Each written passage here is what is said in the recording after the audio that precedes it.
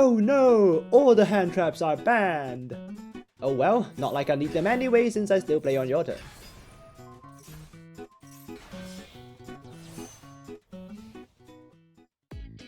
Greetings, Rigil Agateiades here and welcome to the Water and Wind Festival. In this event, only water and wind monsters are allowed. And of course, we're taking our Ursarctic deck with us this time. With only water monsters in our deck, making our deck fit the event regulations was extremely easy. What's harder, however, was to tweak it to go against our opponent.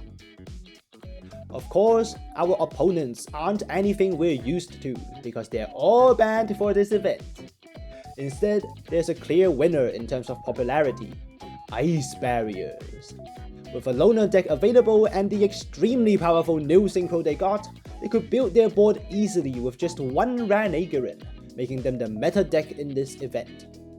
Other than that, the generic options used are also completely different. Maxx C and Ash, the two most widely used cards in the game, or the source of all evil some may say, are banned because they're not wind or water monsters. Replacing them are Drow and Lock Bird, and Ghost Mourner and Moonlit Chill, or a Spooky Dogwood if you want a Maxx C at home.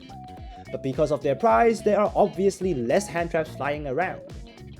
So what do people do when they can't use their hand traps? They just spam board breakers. Rigil, Lightning Storm, evenly. If you're unlucky, you'll face all three at once. So instead of protecting ourselves from hand traps, the emphasis is now on protecting ourselves from what we struggled to deal with the most in the first place. Thankfully, we are not out of options even under the event regulations. The card we're using to protect our board is Ice Jade Glimmer Aegirin. Say goodbye to Rigil, and your Lightning Storm is now forced to deal with back row.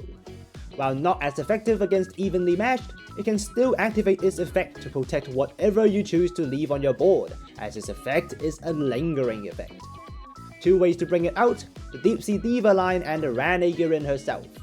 With 9 copies to get there plus Radiation's draws, we can quite consistently end on an Aegirin and Septentrion. Finally, one more addition to our deck: Hop Ear Squadron. A level 2 wind monster. During the opponent's main phase, it can synchro summon a monster by using it in the hand as a tuner, and a monster on your field. Useful in 2 ways. First of all, it is an interaction if you summon Navy Dragon Mech with this effect. Combined with a small bear, we can even do that turn 0, just when you thought there's less hand traps. Secondly, as a quick effect, it can be used to dodge targeting effects. Almost specifically for Ghost Mourner, it can let your monster dodge the negate by removing it from the field. Comes up a lot because a lot of the time you play on your opponent's turn. It can also be used on Septentrion to reduce the loss when your opponent used an effect to remove it. That's the deck. If you want more hand traps, there's actually one more option I didn't mention: Heavenly Zephyr Miradora. Unheard of for a reason, don't say I didn't warn you. It's quite bad, and definitely not worth its price. So if even someone so invested in URSARCTICS won't use it, I'd advise you not to do so. All said and done, let's go on to the replays.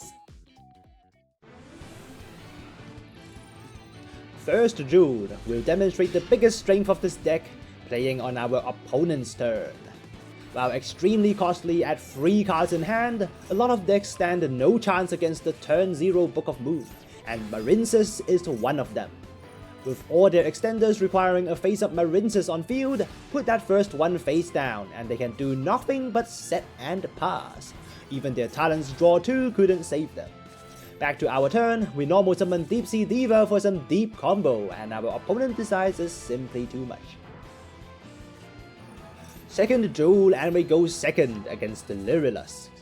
Another rather popular choice in this event since it's an OTK deck, but this time they aren't going down to just 1 Book of Moon.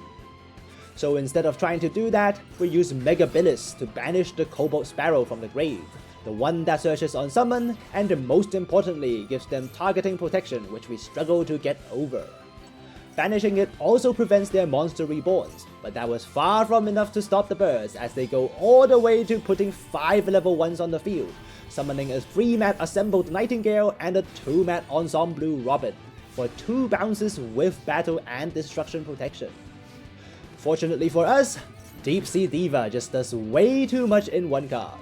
Summon Neptabis for an extra body and a pitch, then we go into Navy Dragon Mech. Takes out both Ensemble Robin bounces in one monster, and we're good to combo as much as we like. Ultimate Bright Knight Ursatron Alpha searches Radiation for 7 draws, and Polari for the field spell before summoning the hard counter in our deck, Septentrion. As always, a Link and Ixie deck killer, our opponent sees him and knows there's nothing he could do about it. Last replay of the day, and we go against the meta deck of the event, Ice Barriers. Once a complete joke of a deck, with a second wave of support they are finally up to speed. Then put them under a heavily specialized event, make them easily accessible, and suddenly you have a meta deck of some sort. The Deep Sea Diva took the Imperm, not great, but far from the end of the world, way better than getting hit on Polari. Back to the Ursarctic line, use Departure to fetch the Brilliant Bright Knight and we have Radiation draws for days. Make Polari not ideal since we don't get the field spell, but because Deep Sea Diva is just the right level, we get to summon Polar Star for a full Floodgate Septentrion. And even better, we draw the Big Dipper later with Radiation, so we have full access to our Ursarctic board. Use McPolar to spend the Tribute replacing effect, and we pass the turn with 2 Big Bears in hand and a full Septentrion through 2 hand traps. Now, how do we stop Ice Barriers? Actually extremely easy, all you need is 2 removals. The first one is of course on their normal summon. Just like the Marins's deck we went against earlier, Ice Barrier Extenders all require them to control a face-up Ice Barrier monster.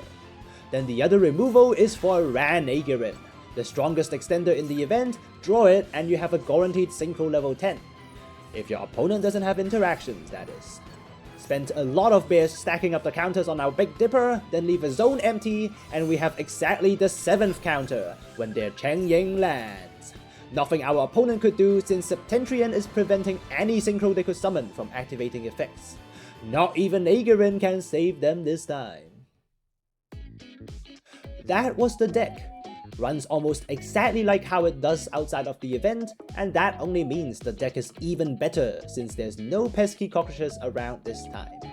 With no issues going first or second because we can play on both turns, just keep track of what options your opponents have and you can shut them down with the versatile Ursarctic toolbox. DD Crow, Book of Moon, MST, there's always one that works. That's it from me today. Wish you also had a quick 3000 gem grind and latest.